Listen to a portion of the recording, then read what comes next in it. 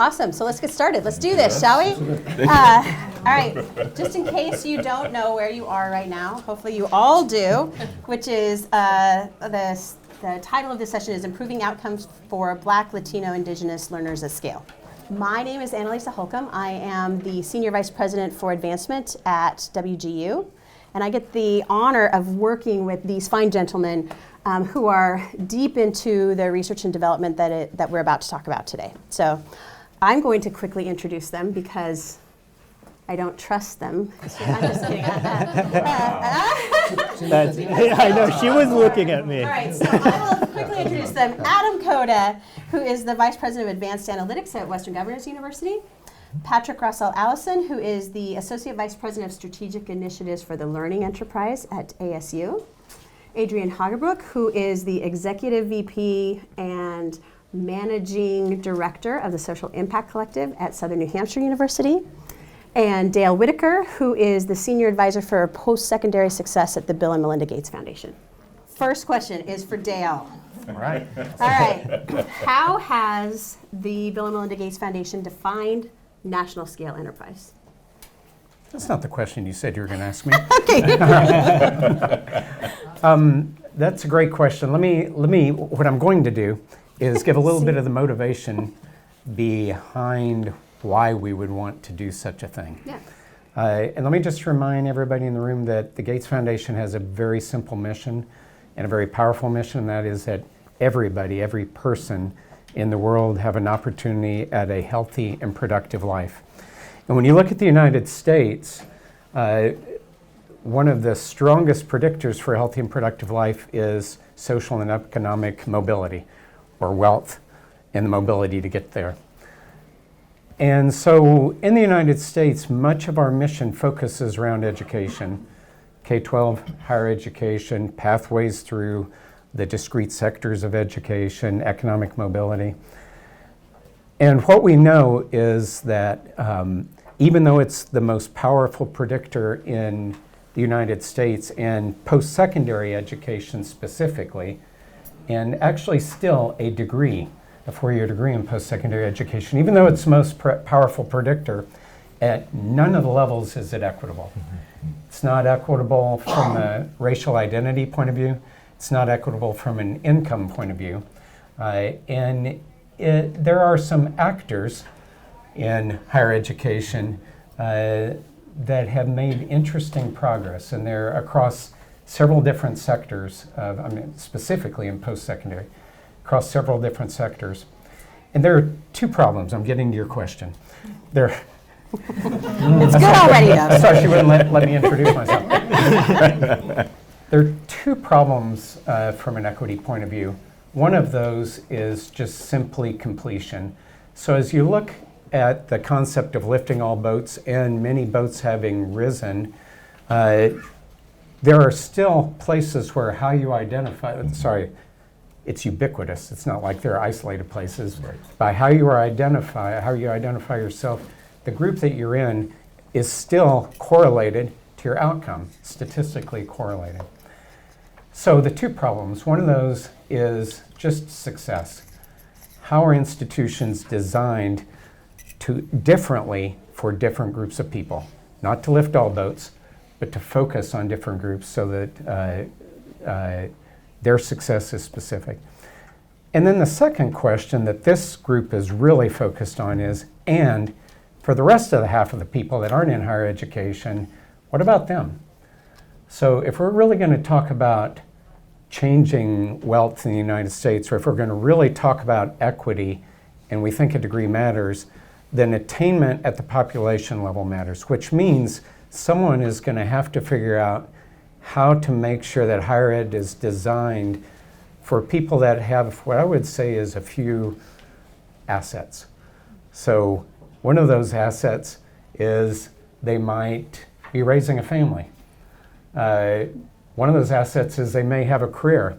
One of those assets may be that they're very important in their community and to their community.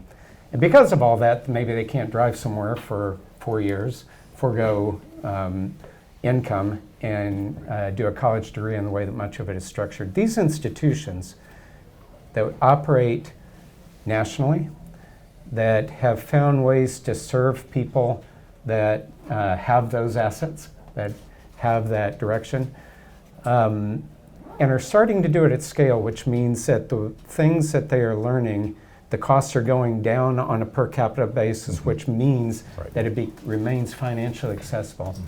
That became very interesting to our foundation, to the Gates Foundation. And so what we're doing, so that's the definition. I'll pause for more questions. You can keep going because you're about to talk about, so why did you invest in these particular 3 institutions? What's the goal of the investment? Okay.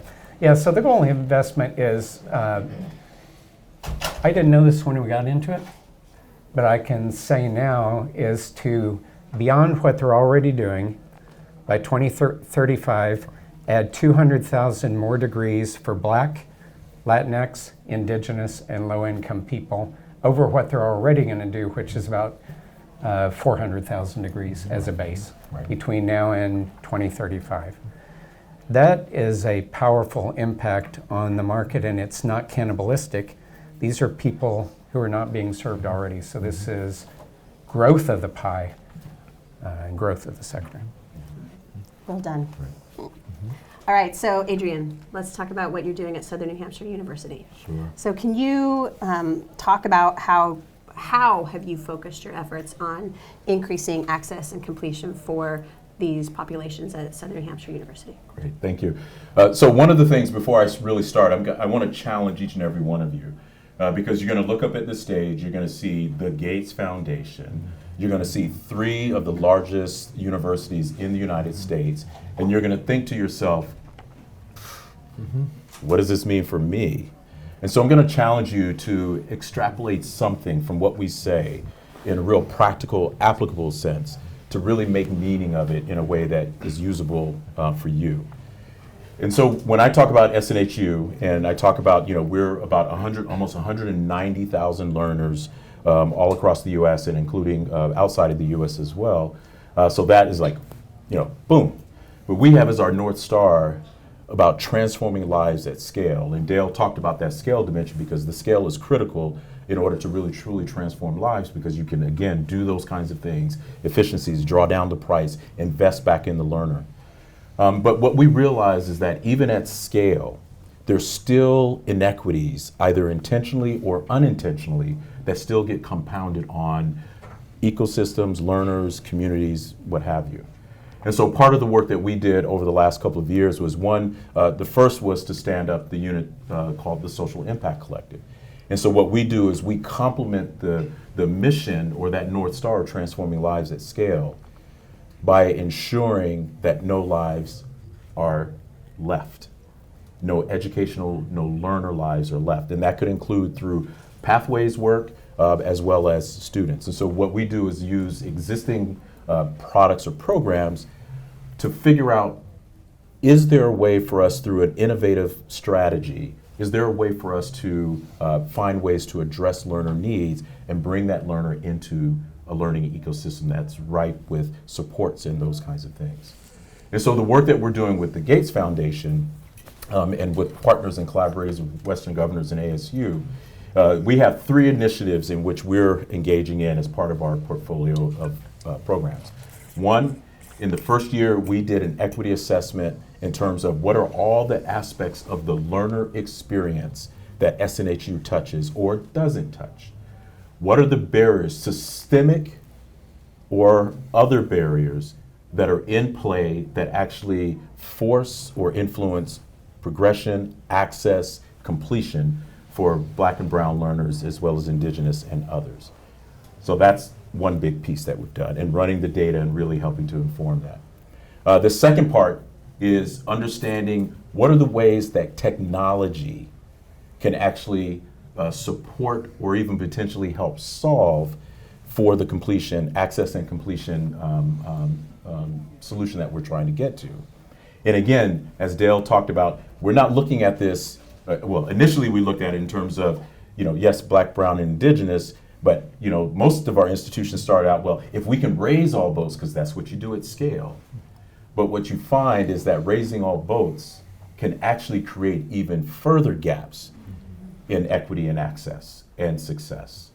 And so we're looking at what are the ways that technology can actually help inform that, as well as other things like prior learning, and how do you engage that.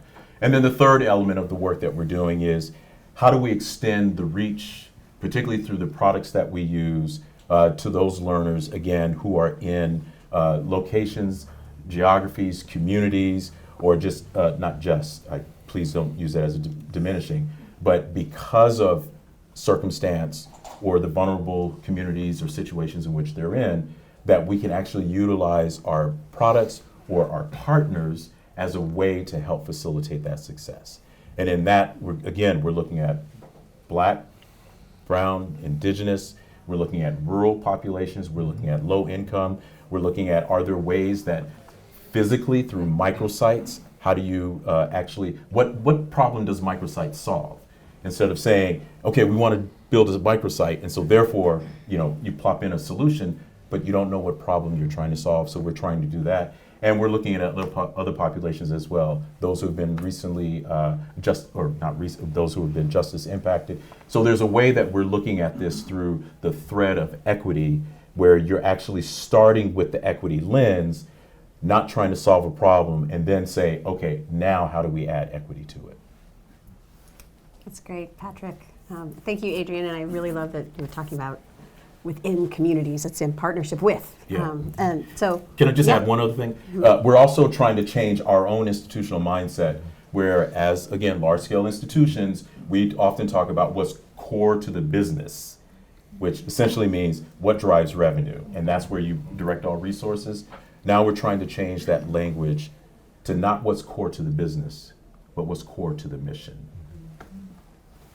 All right, Patrick. As the only public university in the group, can you talk to us about how, if that has made a difference in your approach to solving these problems, and what have you been doing at ASU? Yeah, thank you so much, Annalisa, for, first of all, for gathering us here together. Really appreciate that, and appreciate you all attending this afternoon session with us. One thing that I want to briefly connect to was what Adrian just said a moment ago in terms of what you can take away from the session. Yes, this is big scale, absolutely, when you add all these degrees together, but I will tell you, this will not come as a surprise for many of you, that even with that, we're only scratching the surface in the United States, and that we really need more innovators, more institutions to tackle this problem, and we're going to be good collaborators in that. We will, at least I can say this for ASU, but my sense is that this is the same for my collaborators, that we will openly share what we have learned and where we've had challenges. So that's thing number one.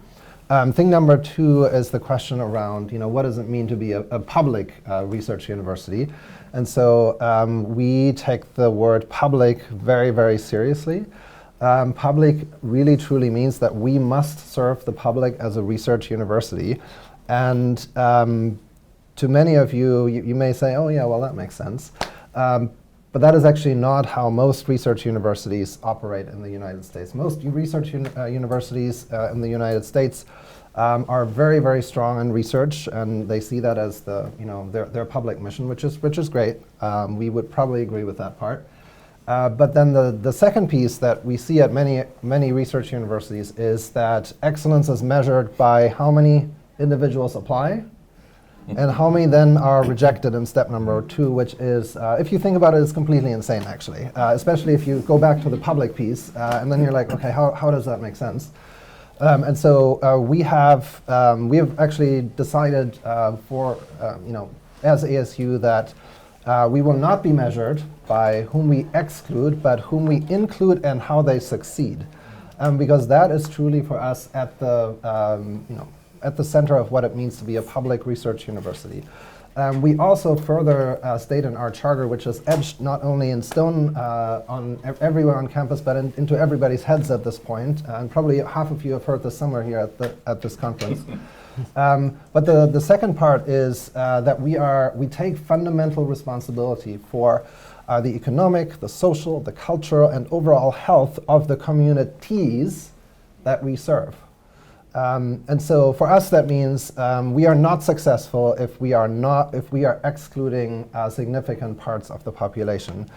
Individuals who, as you mentioned earlier, have families, are working, cannot leave their communities where they have their support networks or where they support the network. So we have to be much more creative to meet learners where they're at, and so that's the center of our work at ASU. We focus, number one, on making sure that more learners can participate in post-secondary opportunities. And number two, and this is, I don't want to leave this unmentioned here because it is a challenge for much of higher education in the United States, is to close persistent equity gaps that still persist to this very day. So I do not want to sit here and say, we've solved it all. We're here for the victory lap. No, we're not. We still have persistent equity gap we see persistent equity gaps in the students that we serve, and we want to close those gaps. They're unacceptable to us given the charter that we have. Thank you. Adam, how about for you? Western Governors University is the only competency-based, fully online institution that we're talking about here. How have you approached this problem differently at WGU? Well, there's definitely being competency-based, being 100% online. We're also about 145,000 students. But being competency-based, it does change things a little bit. There are some operations that we're looking at that are different than maybe another institution. So competency-based, for those that aren't familiar with the term, means that it's not based on seat time. It's based on how quickly can a student demonstrate competency. So within a term, students can progress as quickly as they want to go, as quickly as they're able to go. So every student is on a different pace. So there is that aspect to equity, which is different. There's students in a traditional institution, some students might graduate in 3 years, 4 years, 5 years, 6 years.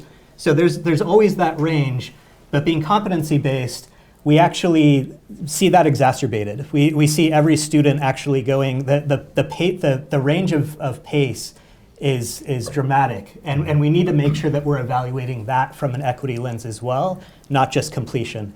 And because students are then actually paying kind of a standard rate for a term, pace actually dictates what the cost per credit is, essentially. And many of our students are accelerating, and they get a great value for it. That is the majority of our students. When we're looking at the majority experience, the majority of students are getting a great deal from that value. But from an equity lens, we absolutely have to look at that. So that's what's different. I would say that I want to reiterate, every time we get on stage together, I feel like it's like, oh, what he said. Yeah. So that's why I go first. There is a lot, and I think in terms of the takeaways, regardless of what your organization is, or even you as an individual, what your span of control is, whether you're the president of a university or you're an individual contributor, I think there are some common things that are at the heart of our approach as well. First of all, starting with the aspiration. We share the aspiration where we don't want race, ethnicity, income to be predictive of success for any of our students. So regardless of what your span of control is, define your aspiration, right? That's really critical. I think then I also heard a lot about mindset. For us, we really talk about how we as an institution, we don't want to just understand the problem to say, well, there's this gap because students are coming in with fewer transfer credits, or because of maybe some of the barriers that they have within, the challenges. And I love the asset framing that Dale had, like role model for me. I love the way that you frame that. But I think too, we don't want to just explain why it's happening. Our mindset is that we take ownership of it. If there is a gap, it is because of the experiences that we've provided and the supports that we've provided for students. That's what we're researching, is to understand not just the students and the variations in needs and how that explains outcomes, but how does that then intersect with the experiences that we're providing? How are the experiences we're providing working for some students but not working for others? And how do we need to change and adapt in response to that? So that then gets to the work is really understanding. We talk about friction points. These are experiences we're providing that create friction for students that are then leading to differential impact. I think regardless of where you are in an organization or whatever your organizational context is, these are all things that all of us can be doing. What is the aspiration? what is the mindset that we're approaching it from, and then what are the experiences that we're providing students? How do I understand how students are impacted by that? So I think those are definitely the things that are the same. And I would also reiterate collaboration. That's one of the things that I'm really excited to just be here, is to learn from each of you and to build connections. So, please, after this, let's not have this be a 40-minute discussion where we all leave as strangers. We came as strangers, we leave as strangers. Come up, introduce yourself, like developing a network of collaborators around this. I want to understand, what are the friction points that you think are out there in your institutional context? How is that similar to what we're doing? Maybe it's something that we haven't even thought about before. So definitely collaboration is another common component that can bring us all together that are passionate about this work. I'm watching. I already saw Patrick go like, can I? You can. You can. I'm asking for permission. Yes. I think, just to connect to something that you said a moment ago, so what I often hear around mindset in particular, what I often hear is, transportation is such an issue for our students. They're not here anymore because the car broke down, because they couldn't get on the bus, and so on and so forth. Or financial aid, they don't understand the financial aid letters. And what I often think about when I hear those arguments is, well, then design models where those things are eliminated as issues, because it is possible to do that, actually. But it is very hard work. I also don't want to minimize that. But it starts with mindset, and then it continues with the willingness to do the hard work that's necessary and the trial and error and the many challenges that come with creating new education models. But it has to be done. Can I piggyback? Oh my goodness! See? Yes. One day I'll ask a question. It'll happen. Well, I think that's a great example also. When we're talking about systemic barriers and systemic racism, we have to, questioning what the system is means questioning sacred cows. And I think some things seem like they're benign. One of the examples for us is even like requesting transcripts. And I know Patrick says why do they even have to apply? Let's design a system where they don't even have to apply. But it's just questioning, why do we require that they request transcripts? We find that that's actually a friction point for students, and it has differential impact. And definitely if you're lower income, there's a financial barrier, but there's also a bureaucratic hurdle. You've been to 3 or 4 different institutions, and you have to navigate those bureaucracies to get the transcript. So that shouldn't be the barrier to go into college and getting a degree. It just shouldn't be. And yet we've all designed systems. We've all adopted systems, because we didn't design them, we adopted them.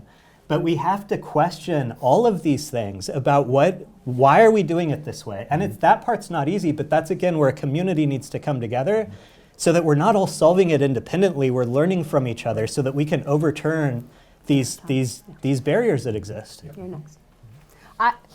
Wait, I'm going to ask this question, because my question was, so what are you finding in your research, and what is interesting and disappointing? What have you surprised yourself with? Dale wants to talk. It may not be about that question. It kind of is. Oh, good. I was just going to observe, as a third party, that you didn't know that. No. Until you disaggregated the data Exactly. Yep. Right. by the groups, which you hadn't done. Right. All 3 of these. Right. Disaggregated the data, looked at each of those points, and found out, was it Black students?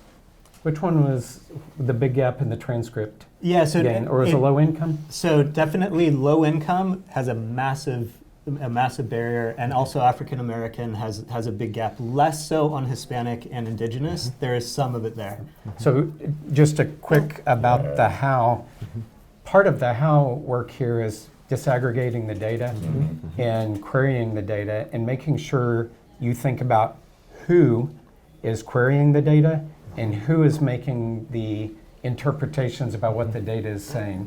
Because it can be really easy to be biased in what you believe the data is telling you based on your assumptions about those people that the data is speaking. So just love it. Oh, can I say one more thing? And something else that I observed all 3 of them spoke to, and it's a pet peeve of mine, is we often talk about predictive analytics and interventions. And what that means is intervening with the student because you're predicting that they are going to not navigate your system. Right. Yep. So what I heard them all talking about was system design, and that was predictive analytics, or understanding where these groups of students were experiencing them differently, and then asking, what do we need to do differently? So I really like this shift from intervention with them to design for us. So there was a piece around, that's one of the big learnings for me as well, was the disaggregation. We set our targets initially. We had targets before we worked with the Gates Foundation for students of color. How many people have, institutional targets for students of color as a monolithic group. And it's, so then to break that down and look at it differently for Black students, for Hispanic students, for Indigenous, for low income, as separate categories, it was that level of disaggregation. And then even going, those are not monolithic groups. So then how do we look at the intersectionality of different communities, people in different neighborhoods? So yeah, getting down is so important. So I'll share some very practical ways in which we had some real learnings, opportunities as well as disappointments. And so again, dovetailing on what we're saying, so the disaggregation of data, you've heard it, all three of us say, but this is what it really means. So we have, one of the probably best analytics teams in anywhere, higher ed or business or what have you. They could give you lakes and oceans of data, but what they didn't know how to do was they could tell you by disaggregating based on race, ethnicity, gender, that kind of thing.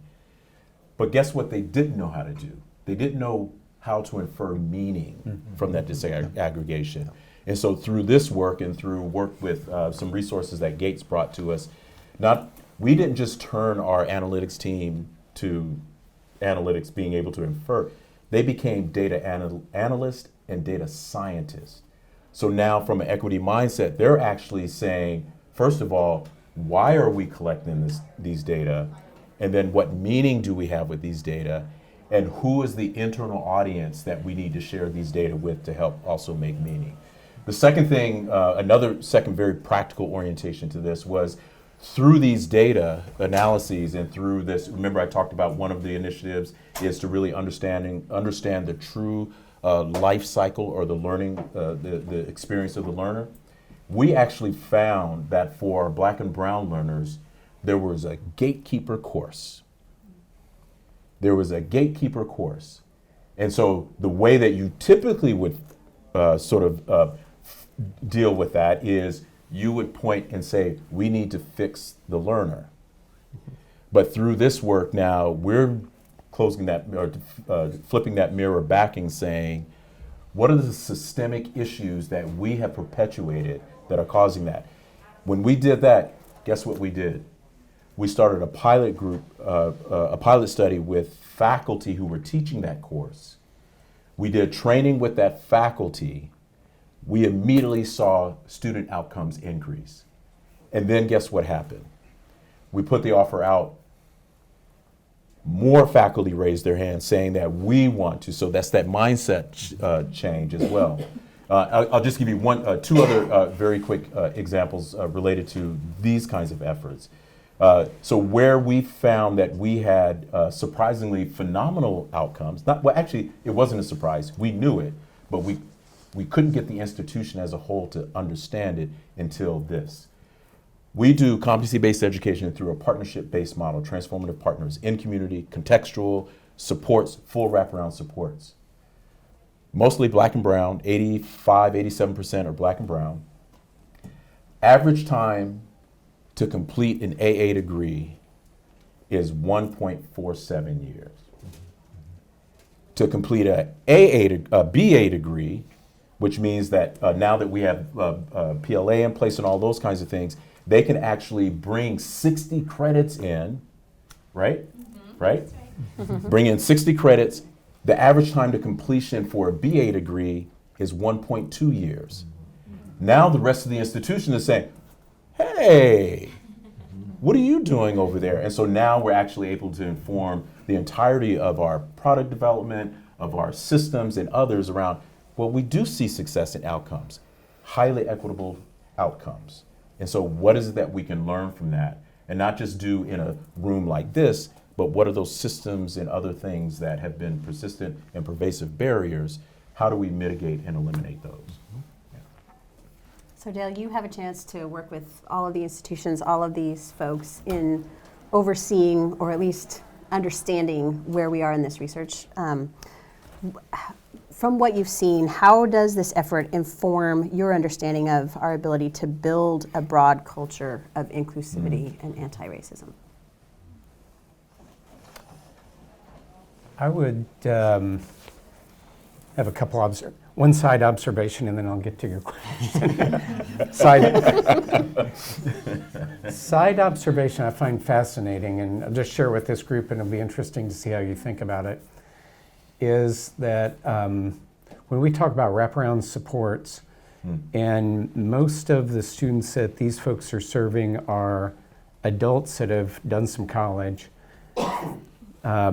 we often talk about campus supports, how to help that student succeed on the campus. And I think that they're thinking a lot about wraparound life support, not life support like like in a hospital, in your life. Wraparound supports in a holistic life. So thinking about things like transportation, daycare, food accessibility, the things that just, juggling time, the things that, and so, here's another observation, seeing a really interesting increase in first-time college goers at these institutions. So after COVID, learning in high school online, rapid increase in going to a fully online institution.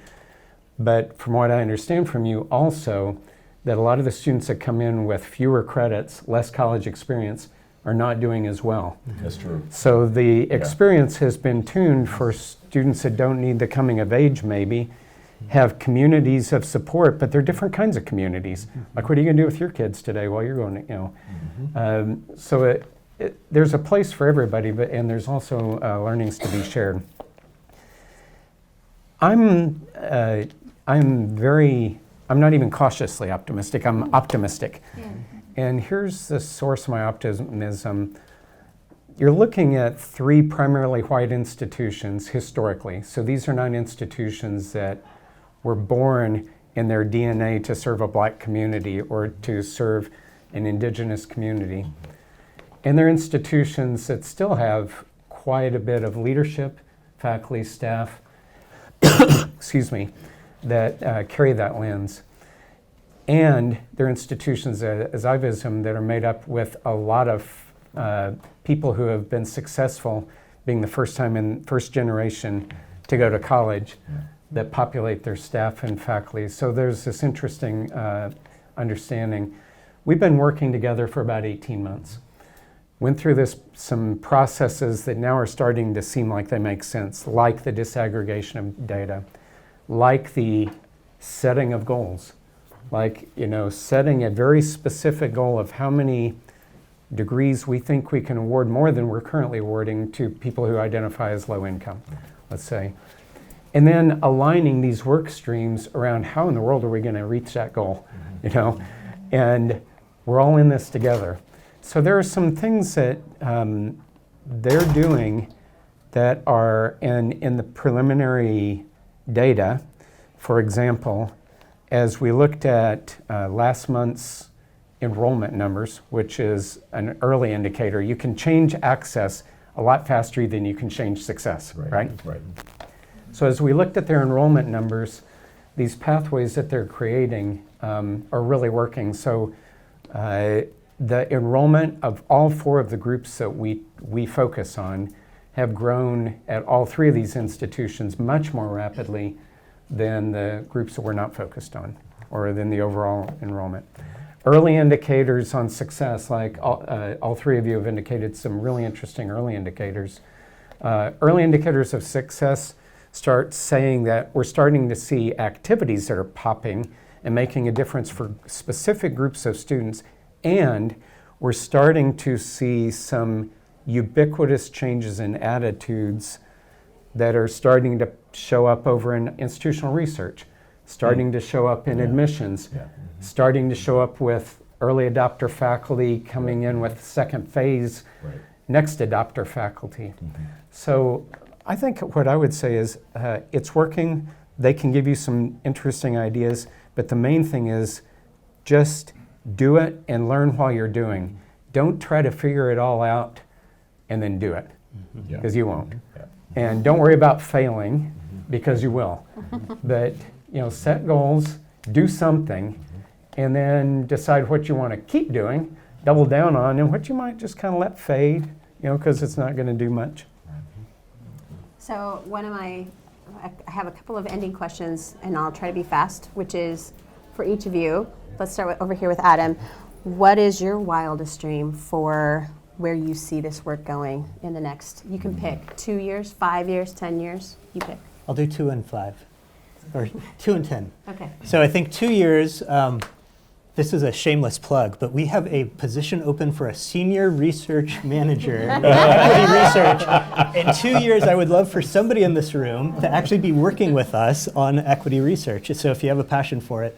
So I think that's my 2-year piece. I think the 10-year, there's like 6 months. well, yeah. I mean, they're going to join in the next 6 months, the next couple of months here. But I think the next 10 years, there's a lot of we all know that when you bring up equity in, conversations nationwide, people have different responses to that. There's people that think that is actually a bad thing to even strive for, which is crazy to me. And I think people just don't even understand it. So I think, it seems like low-hanging fruit, hopefully. But in 10 years, can we please just have a different dialogue in the public about what equity means? We should all be striving for that. There's nothing, there shouldn't be anything threatening about that. And I think that it sounds like a wild dream at this point, based on the conversations we're having, but man, I hope that's true in 10 years. Mm-hmm. Yeah. I think my observation is always that people really radically overestimate what they can get done in 1 year, and they dramatically underestimate what they can get done in 10 years. And so as I'm looking at this room here today, and this goes back to a conversation that Adam and I had before this meeting, like how many times were we lucky in our lives to be here at this conference? And this is probably true for a lot of us here. So what I want in 10 years is a much bigger room, and I want that room to be filled with individuals who are here because we made some systemic changes to our education system in the country. That would be my wish, that we can all be here in 10 years celebrating with people that we've made a difference for. I'm going to go a little sort of high-minded with this, and so all the things that we just said,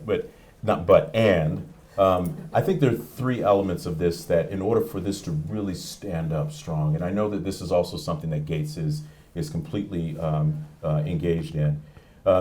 So imagine all of us, from a institutional or programmatic aspect of this, that there's this broad scale coalition collaboration where we're all looking at these equity dimensions, looking at systemic issues, and so you've got that sort of programmatic element or institutional element.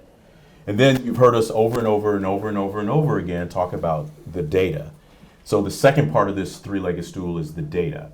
And so imagine that someone envisions a data set. It's not iPads, because iPads is already old before it comes out, and it doesn't actually capture all the learners that we engage. It doesn't capture any of the pathway stuff. But imagine this data set that actually informs the kind of work that we're talking about. So you got the programmatic institutional leg, you've got the data leg. The third piece of this is we've got to have policy that actually helps to forward and advance this in some very critical ways.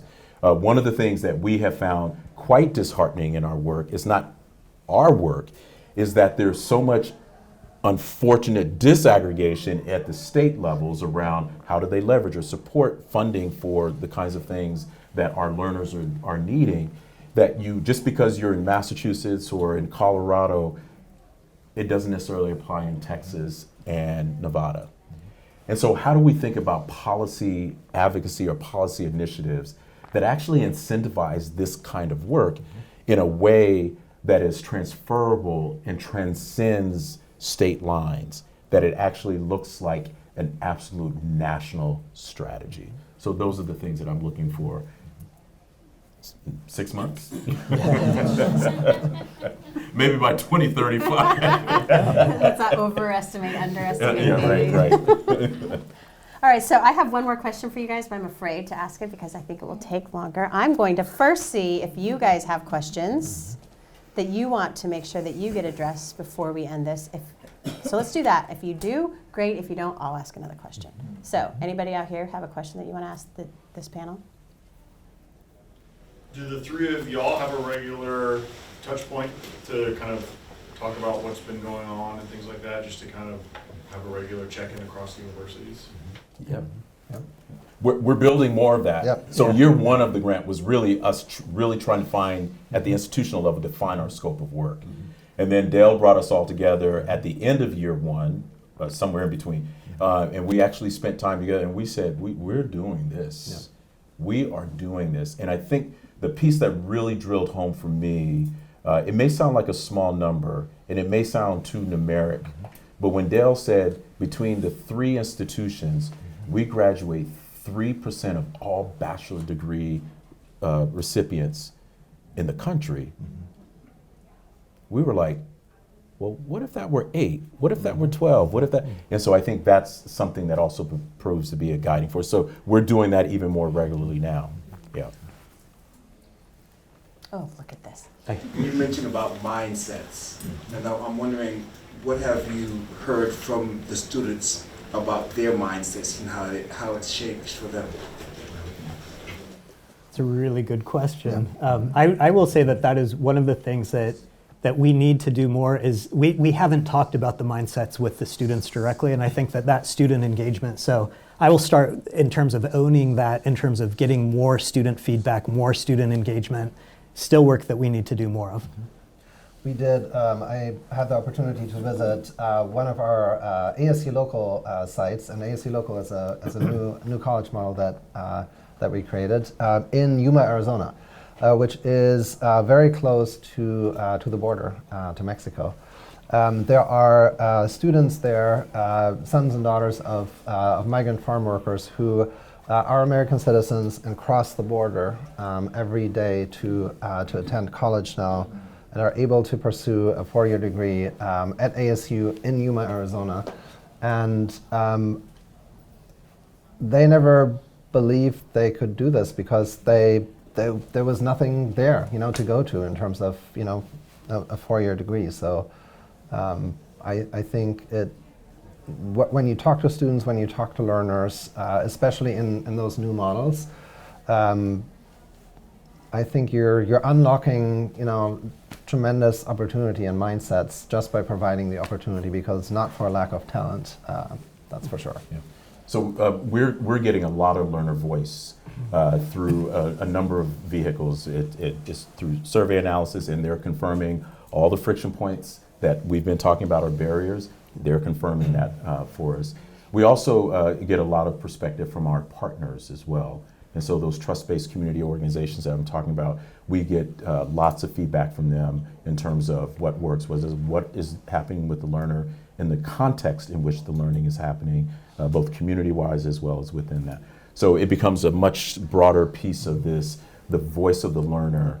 So just keep that in mind. What is the voice of the learner? I have to answer to, I fundraise for this for WGU, and from this data, we were able to get a grant from another organization. Because we had disaggregated the data, we were able to get a grant for BLNA women in IT. And by understanding that need for those women to have mentors who have been through the system, who now have a leadership role in IT companies, who we then also don't ask for their labor, we actually pay them for their mentorship, so that we're providing that for them. Right. The increase in the number of women who have then been able to enroll at WGU was 68% more, just by letting people know this existed and that there were other women who were doing this with them, who were BLNA women. I think it's really fascinating that it grows in ways that you didn't expect when you first did the work. So I do think may I just add one more thing? There's two kind of key design principles that are starting to emerge as commonalities. One of those is targeted universalism, the idea that you have to design differently for different groups, different situations. The second one is anti-paternalism. In other words, you can't know the answer to the question if you're not in that group. In other words, the answers are there, not in the data or what you're studying about it. So this concept of not just learner voice, but power and co-design and agency, I think is nascent, but taking on more, as we find more of the answers there, taking on more of a role. So she had her. Yeah, she So I work with the graduate program. We're trying to recruit more people in these demographics. And when I think about increasing those numbers, I kind of spiral because I'm thinking, okay, so now we need more people in these categories in bachelor's degree so that they can then take our graduate degree. But okay, so first they have to get to the bachelor's degree. I'm just wondering if you have any suggestions for recruitment from undergrad to grad, or if we should be investing in earlier interventions. I